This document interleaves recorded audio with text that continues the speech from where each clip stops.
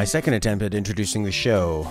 Our favorite 20 pieces of video game music. This week, we're looking at the 1980s. This is from Super Mario Bros. 1, the underwater theme.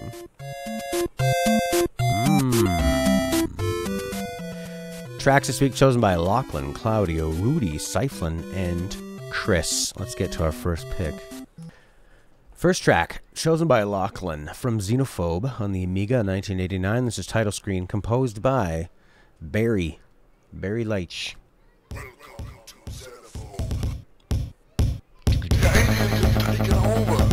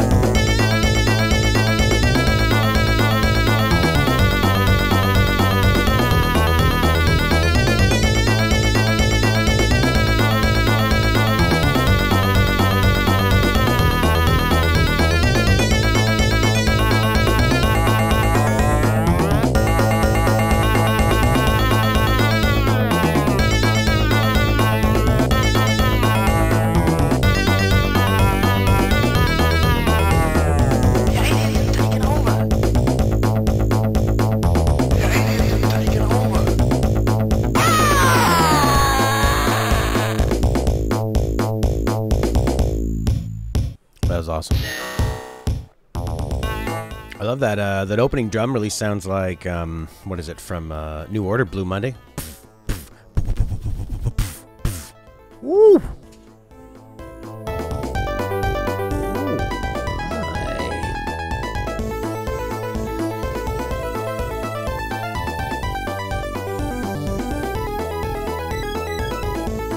It's just hilarious how high quality this music is.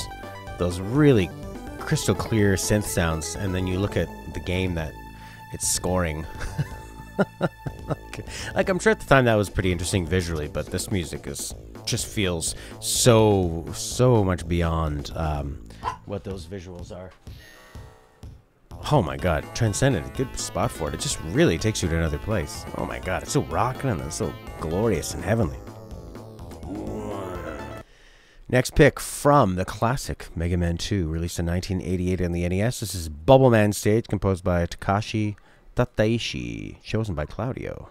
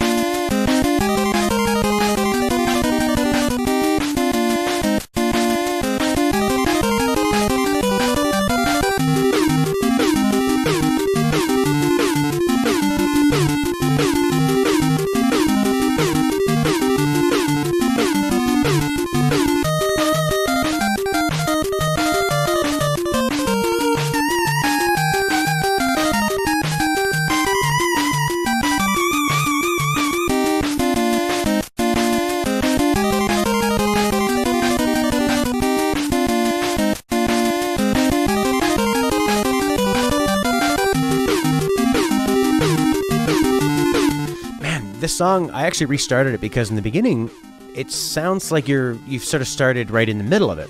You know what I mean? It sounds like it's sort of in medias res, like, oh, is this the middle? It doesn't really sound like an intro. And it's just kind of building a bit of that, like, alarming sounds. But when it gets to that other section, it is so bloody emotional. I don't know how they do that. Just two chord choices and that arpeggio over top of it. And it just takes me to heaven. And just the way they played that synth, like it was like a guitar solo or a keyboard solo. They just put so much feel into it. Right here, baby.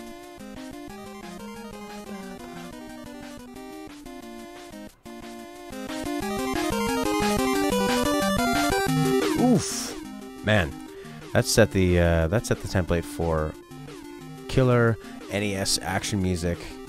I mean, Capcom's had just such a strong history with music too. What I also really like about the music in this is the drums sound like sound effects. They sound like shots or explosions in the game. All right, this is from Ace 2 and the Commodore 64, 1987. This is the title theme, composed by Rob Hubbard, chosen by Rudi.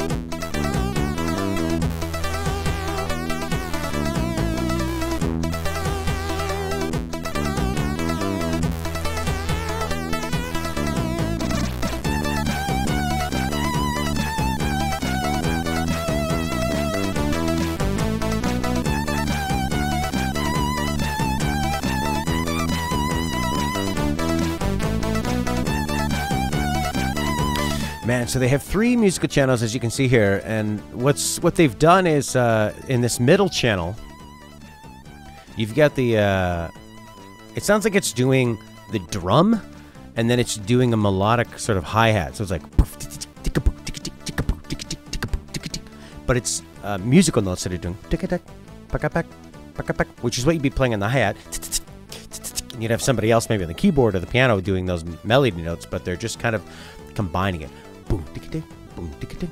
Which is something you hear in a lot of like trap music and pop music now, where they use these 808 drums and they add so much decay onto it that the drum beat sounds like boom, boom, and then they tune that and that becomes the bass line.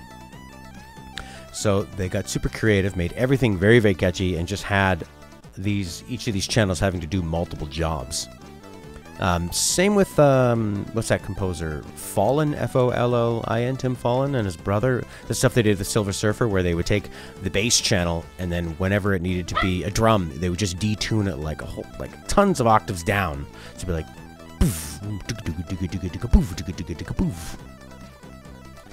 okay, that makes sense. So only the Commodore 64 could change the instruments, where the NES could not. They were stuck with whatever you had. Maybe the noise channel could probably make different kinds of noise. All right, this is from The Scheme, put out in on the PC 88, I believe in 1988. The track is I'll Save You All My Justice. This is chosen by Cyflan.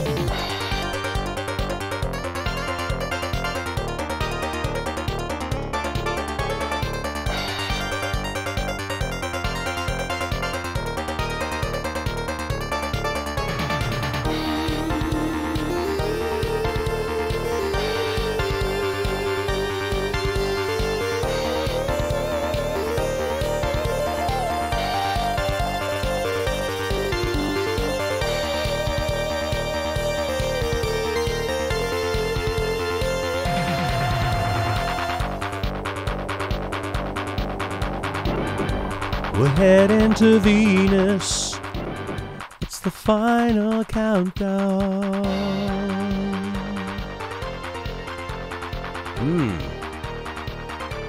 Man, that's really nice. Yeah, the galloping sound works so well. And I like those little clap sounds. It sounds like the Roland 909 drum machines. You know, like you'd hear in the beginning of Whitney Houston's I Want to Dance with Somebody. This is great. This is really fun. Adventurous. Bold. Colorful. Ooh. It's just like great playing, too. Great piano playing. Sounds like a band playing. It's awesome. Whoa. Whoa.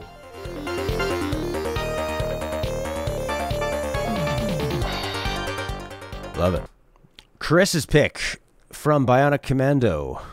This is Area 1, composed by Junko Tamiya.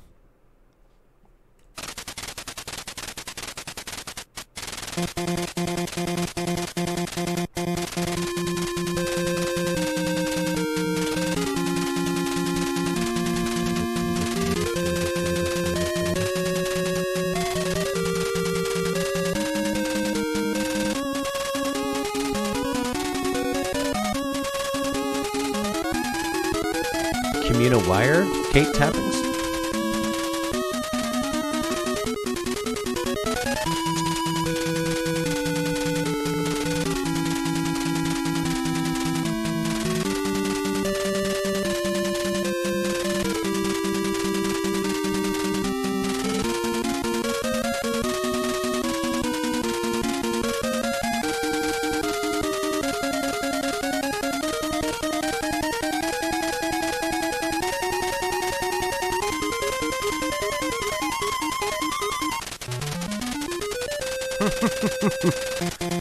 Man, I find that turnaround there at the end is very, you could put that in almost any NES game. Like, it could be in Castlevania, it could be, I think it's the turnaround at the end of Zelda 2 Temple Theme.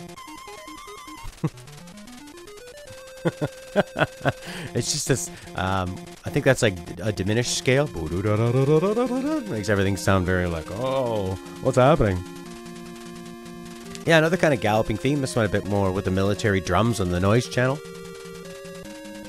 You get those two voices kind of singing together.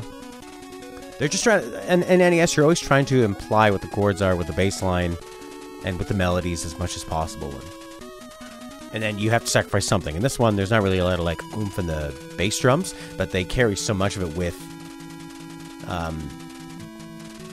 like how much snare drum there is. I mean, it almost sounds like a modern trap song on the hi-hats. Like, if only it was done in triplets. But the bass line is so expressive, it carries what the rest of the drums would be doing. Okay, the start of round 2. This is cyflan's pick.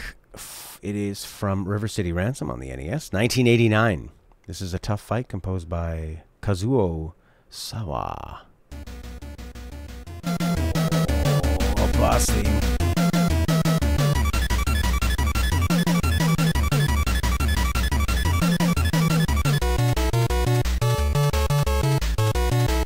That's a beefy bass.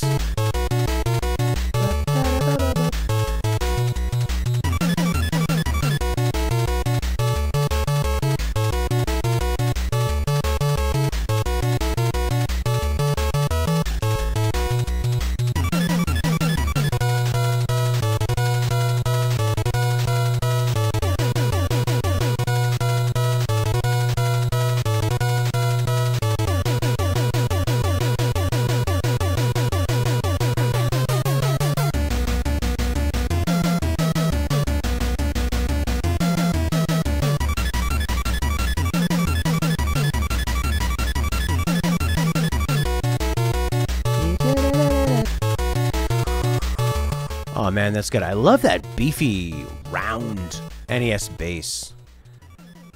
And I'm sure at the time a lot of people didn't even really hear it because, you know, it wasn't really common for people to have like a killer sound system. You might just be playing on a little tiny TV that's dedicated for video games and, you know, maybe not necessarily like the family's hi-fi system. Or maybe your family did have big studio speakers from 70s and 80s. I mean, my dad did, but it never seemed to be on the TV we had. Anyways, it's not like now where you get to hear everything. You play video games a lot more with like headphones and great speakers, and that bass can really come through. And it's just so powerful. And this is another one where a lot of the some of the music note choices and the instruments sound like sound effects. You know, like pew pew pew pew pew. It really adds a lot, especially while it's soundtracking the game. It's going to be using those sound effects too. God, it's so quick. It's got such a nice energy. This next one, the intro, sounds so like tinny and shit, but then when it kicks in, it's just so beautiful and lush. This is from the game Sorcerian on the PC 88, released in 1987. The track is Castle, Let's Meet Here, composed maybe by Mieko Ishikawa and chosen by Rudi. I love this track.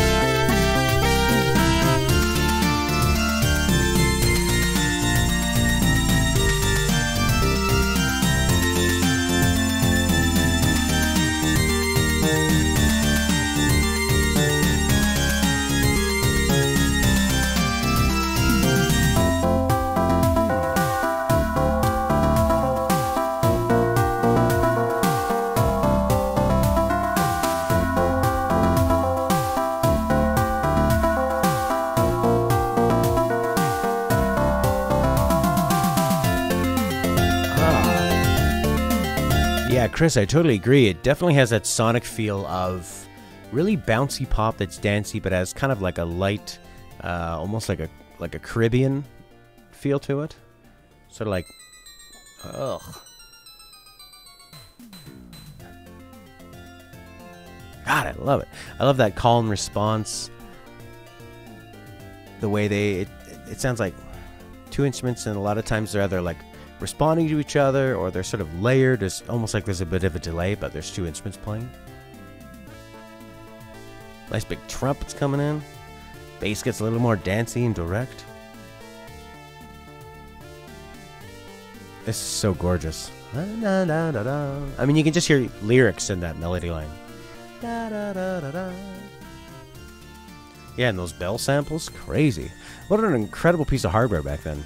Just so far ahead of everything else it was competing with at the time. Alright, so to jump forward a little bit and give our ears maybe a bit of a rest from the pure 80s sounds, which are great, but Chris suggested we play this one. This is from Contra Alien's Lair, composed initially by Hidenori Maezawa. This is a cover by Jemy Music, chosen by Chris.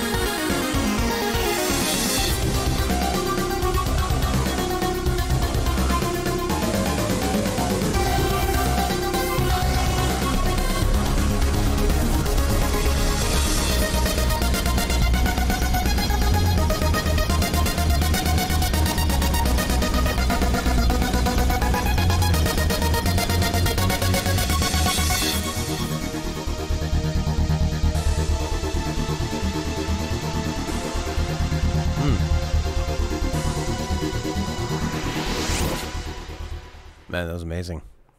Let's hear the original. So that was Alien's Lair, right? Contra, Alien's Lair.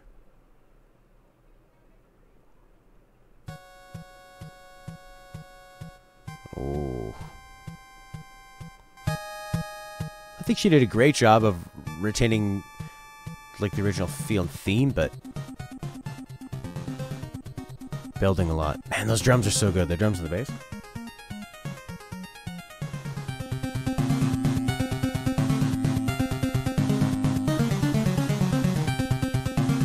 Oh yeah.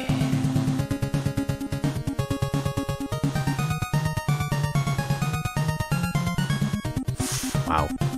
I mean, the Contra music was just so hard-hitting. I love the, they did something with the snare where they add this sort of like bass note. And it just sounds like, poof, poof. It sounds like, just guns and, you know, gunshots and explosions. And,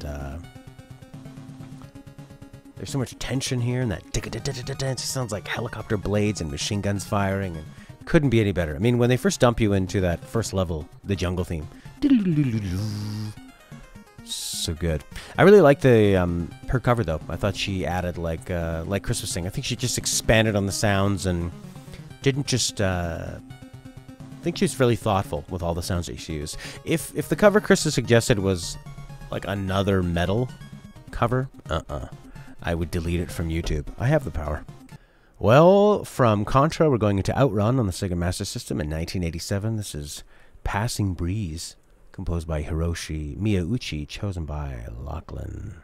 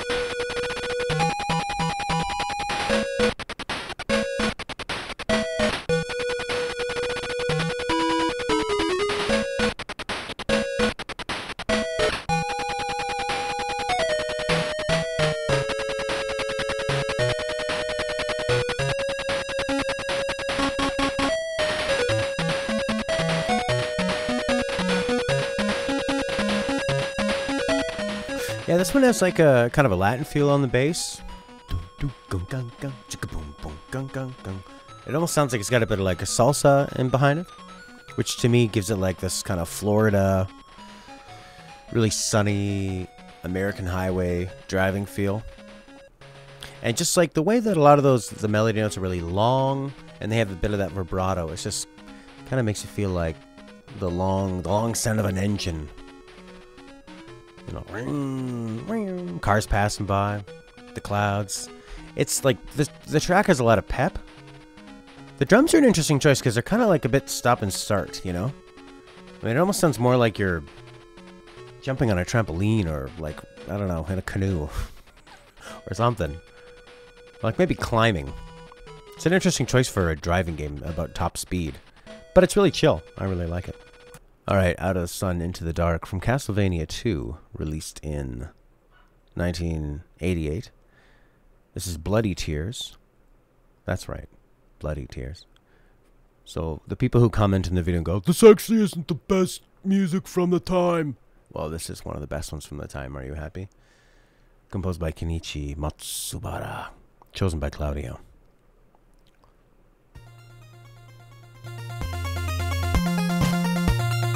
Listen to that clipping bass.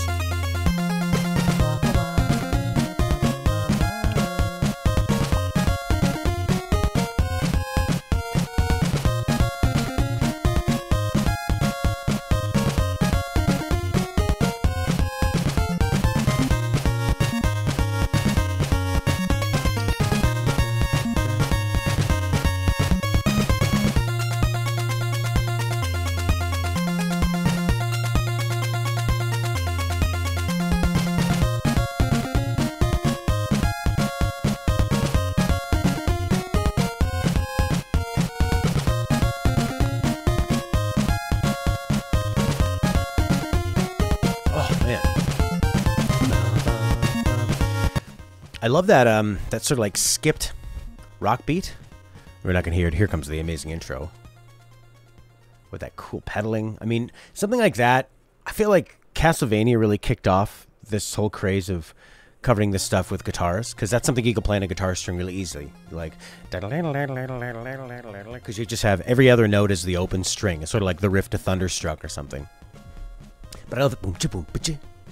See, now normally those drum beats are more like boo cha boo ba chi boo chi boo cha boo ba chi, and they leave that space. But this one goes boo cha boo ba chi boo chi boo ba chi, which is pretty rare for that beat, but just gives it so much propulsion.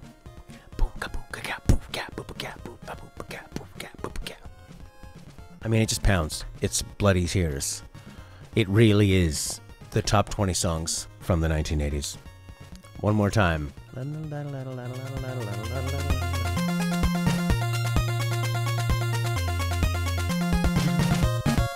That brings us into round 3 of our 4-round episode. This is from Silkworm.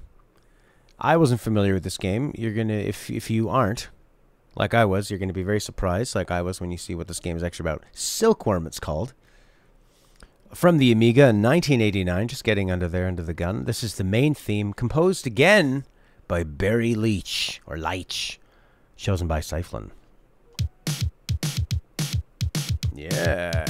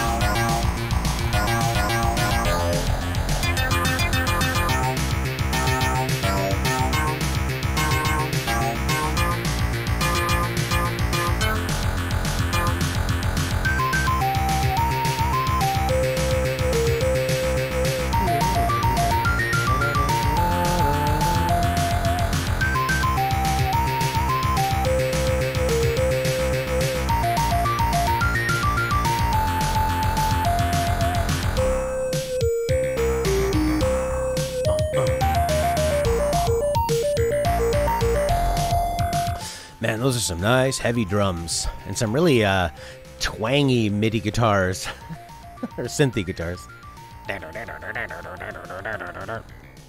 I'm starting to really get a good feel for what the PC Engine can do.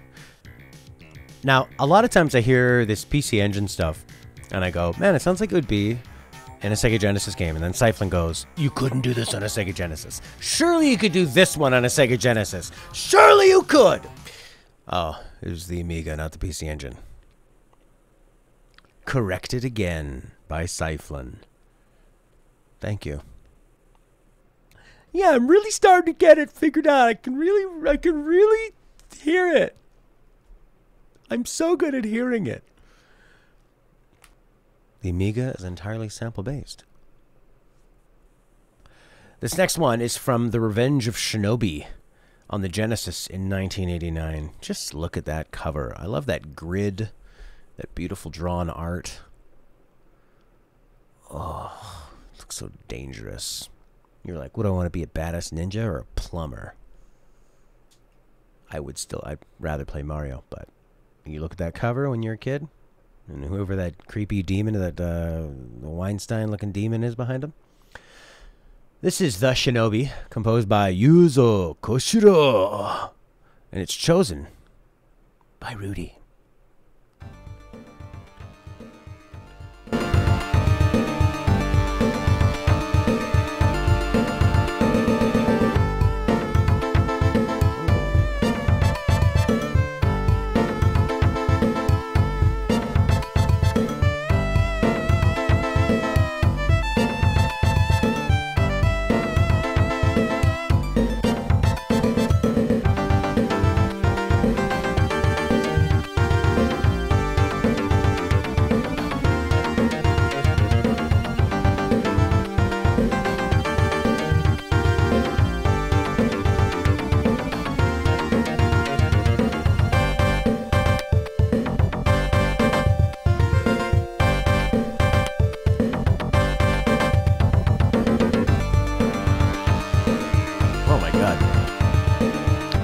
The way they layered these instruments and these lines, everything... I mean, that beat is so perfect, and everything just makes room for that snare. Pow, pow, pow, pow, pow. Actually, there was one of the first ones I was miming. It wasn't even there, but... And that kick drum's just got a nice little bit of a, like, stutter to it. It's so funky. This is so funky, but like a sinister kind of funk. Dun, dun, da, da. Man, perfect. Oh, and I love that kind of like a MIDI guitar that sounds like... It sounds like being played with a friggin' throwing star. Oof. So agile. Gorgeous. That is... I did not expect the Shinobi music to sound like that. I am surprised. From Airwolf, this is the main theme. And it's described in this YouTube video as a theme so epic that it's the only song in the entire game. Based on the hit TV series, composed by Sylvester LeVay, a lot of American composers, and chosen by Kris, the American composer lover.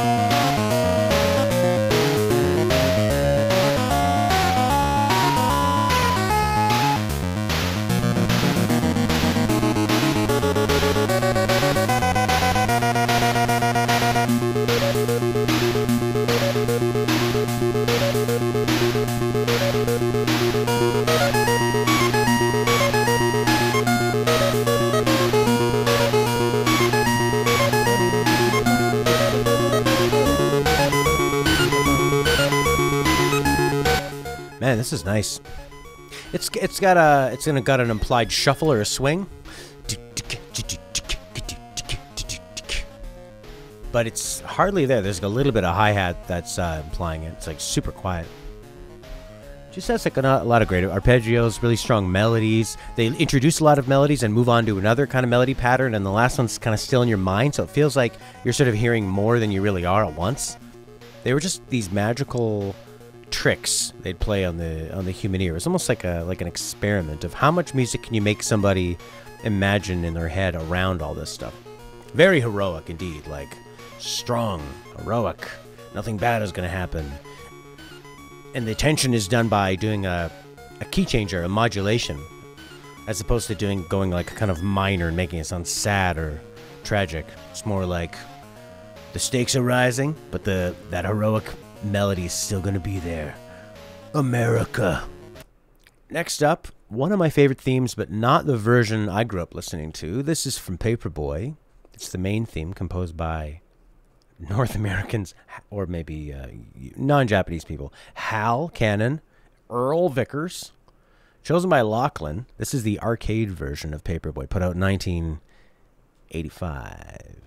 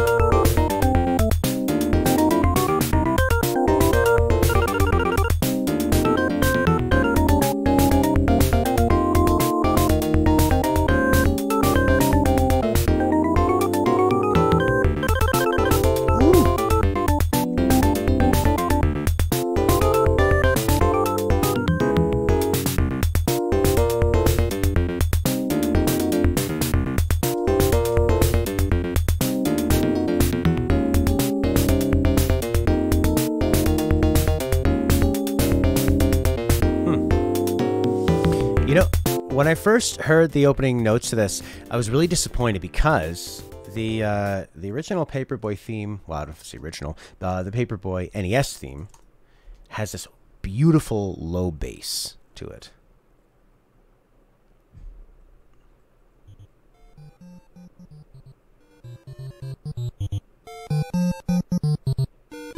So I was a bit disappointed when I heard the arcade one did that like higher register kind of guitar that's like really twangy and kind of weak sounding. But then when the rest of the different chords and all the kind of ambience clicking around it, and then it sounds a bit like sort of like a Latin jazz band or a fusion band covering this and really having fun and doing solos and like all the extra, the ambiance is so good, but I just miss this low bass. I think it gives it like a real kind of plucky and like a plucky feel and a really nice foundation to hang its hat on. But the arcade version, I just would love to see them edited together.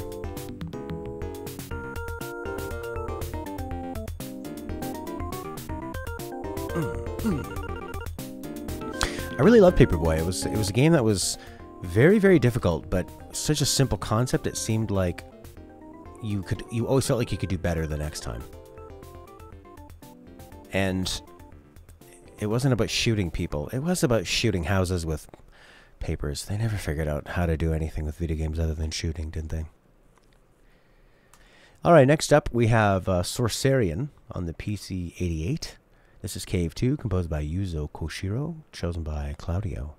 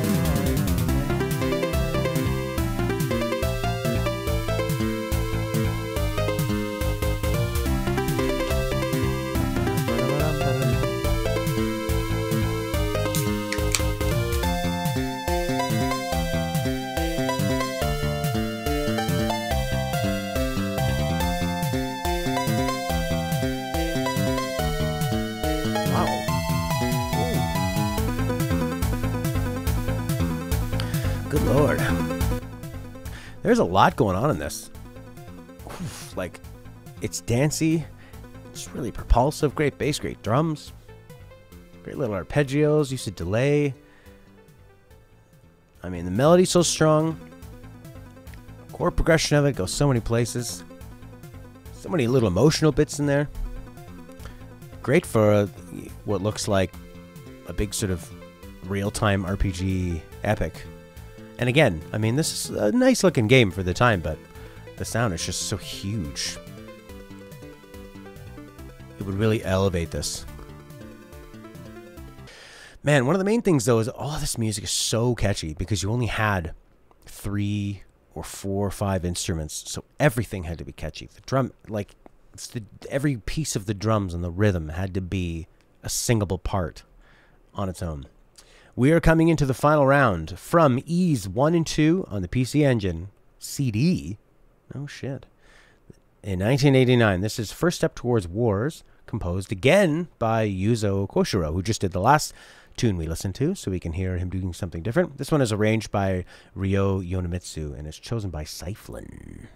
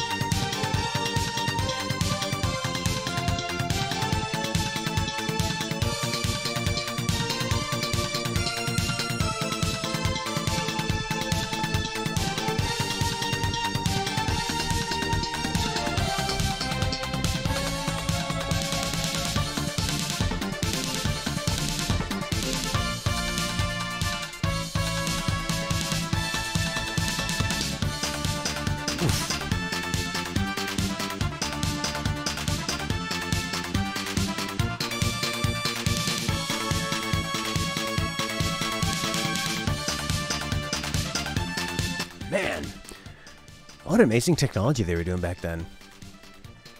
This would be really exciting in 1989 to be playing a game on a CD and hearing this quality of music and these instruments.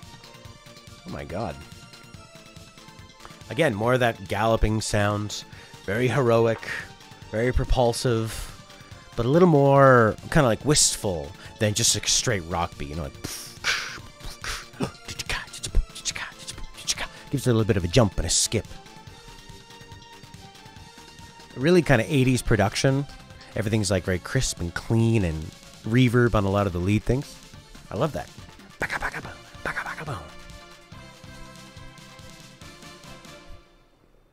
Whew. That was nice. All right, this is from Hybris on the Amiga in 1988. Let's see if I can tell the difference between Amiga and PC Engine. This is the main theme, composed by, oh, Chris, you're going to love this, Paul Vandervolk, and chosen by Rudi.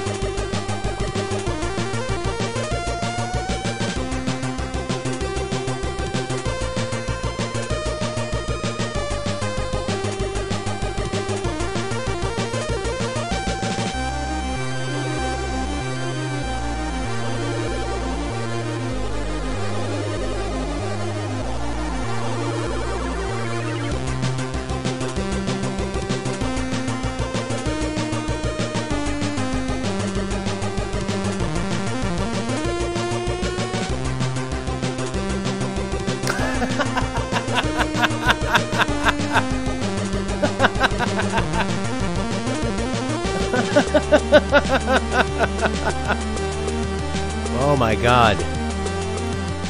Ooh, this part's really nice.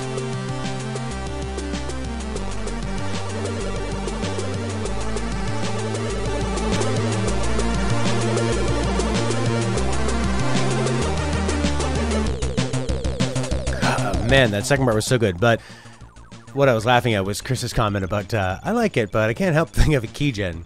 A keygen, if you don't know, when you would download an illegal version of a video game and it required, or a program, and it required a key to unlock it, like a license, and they'd be like, click here to buy the license. You would get these programs called keygens, and they'd be just a little Windows program, and they'd be a really basic interface, and it would be for that game, and they'd always, and you would just click generate a keygen, and it would give you a key and a name to put in, and then it would let you crack the software so you could play it illegally. But they almost always had crazy songs like this. It always like sound exactly like this. A lot of that kind of like twirling. We could almost do a whole week's theme on keygen music. And because usually you would be not listening to anything, you know, you'd be like just kind of downloading stuff. Oh, I really want to play this game, and then all of a sudden this crazy theme would come out of nowhere. Because they were always, I don't know, they were just really into like promoting themselves for this illegal thing for some reason. Be like, made by Angel Fire XXX. Enjoy the game. Crack responsibly. And it's just a very wild internet niche. Sony Vegas 9.X Keygen by Kenneth and Rez.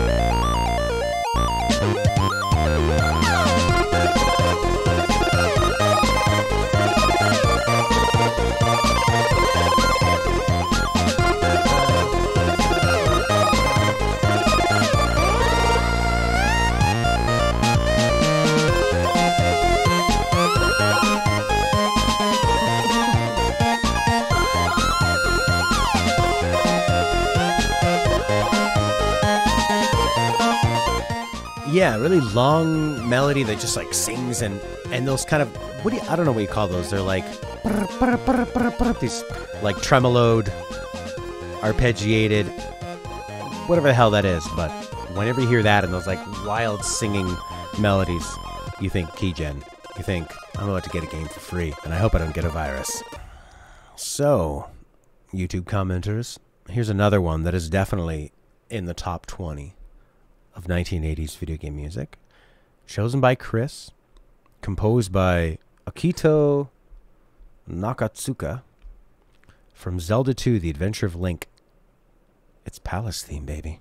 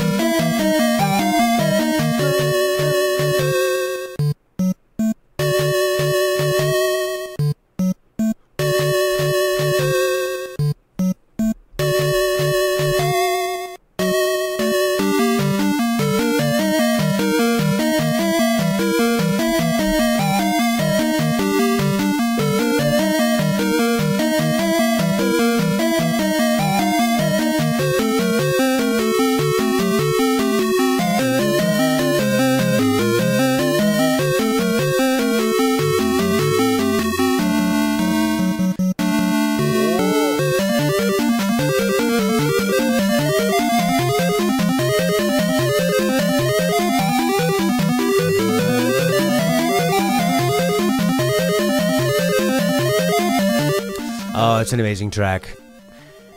You really feel like you're in a dungeon, but with a palace sort of sensibility to it. It's got a lot of reverence, but I love that, like, the main instruments having that little bit of a delay. Those, like, stop-starts. Boom, boom, boom. So epic. So, like, proggy. I mean, I just want to see a giant prog band play this. With some guitar, but mostly synths. I really liked Zelda 2. I mean, Zelda 2 is hard, but to me, it was the first Dark Souls, because you had to kill people to get these experience points, which was pretty new for an action game, and then you would choose what you wanted to level up. And you could choose one of three things, like your health, your magic, or your strength.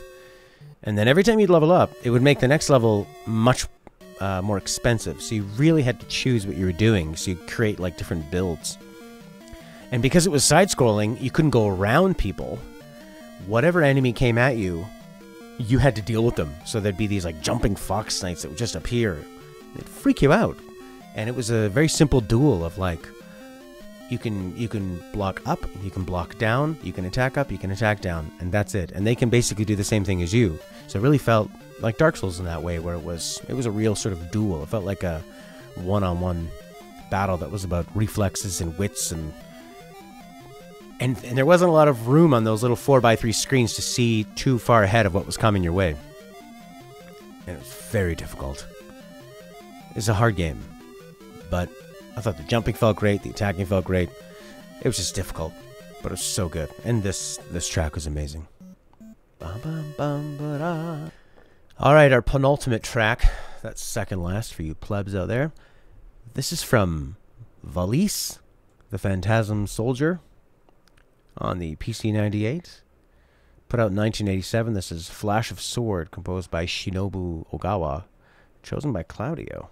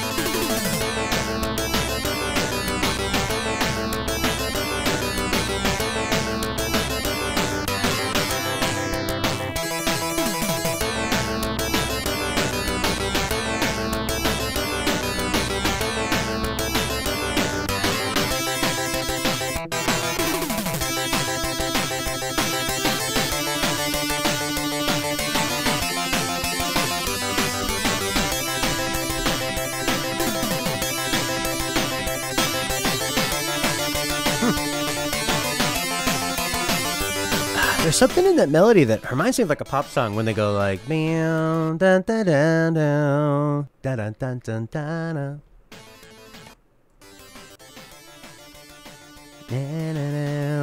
Doesn't it sound like sort of like something like a K-pop band would sing, or maybe like a boy or girl group from the 90s, late 80s?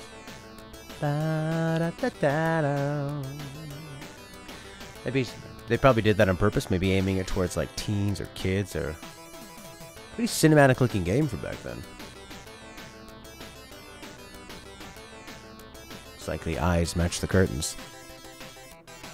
Well, we've come to the last track. Thanks everybody for your submissions. Claudio, Cyflan, Rudi, Lachlan, Kris. This was a lot of fun.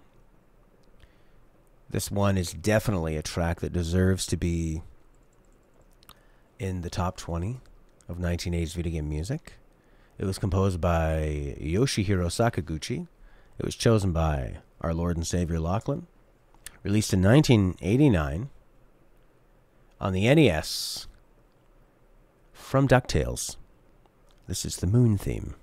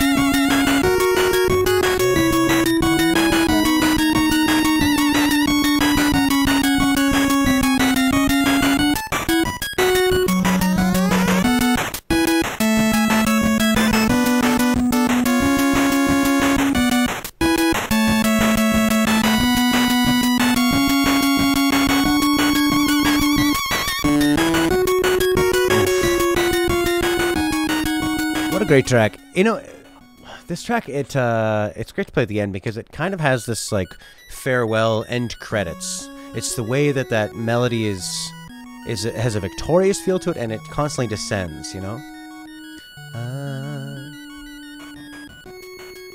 God, and the way it lands down in that super heroic high pitch.